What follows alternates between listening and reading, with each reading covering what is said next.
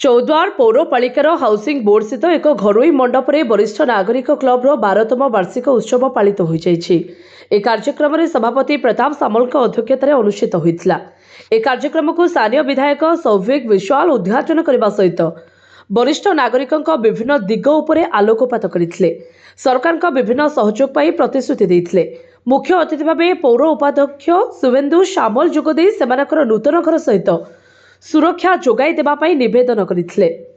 कार्यक्रम में इम्फार वरिष्ठ अधिकारी ध्रुवचरण राउत अन्य मध्य सुब्रत कुमार सामल, रोटारियन शरद खुंटिया, पूर्व निर्वाही अधिकारी चौद्वार थानार नोडाल अफिसर सहित वरिष्ठ नागरिक क्लब्र गौरांग दास, सुशांत साहू, विचित्रनंद नायक, अजय स्वाई, महेश्वर पंडा, प्रदीप्त भूया, प्रदीप्त जेना परिचालना करथिबा बेले शेष में टेट्रा हेडेन कॉलेज अध्यक्ष त्रिदेव बेहरा, समाजसेवी गणेश कंडोई को संबर्धना दी जाइथिला एवं परे प्राक्तन विधायक प्रभात रंजन विश्वाल वर्चुअल माध्यम वरिष्ठ नागरिक मानक शुभेच्छा जणाइथिले।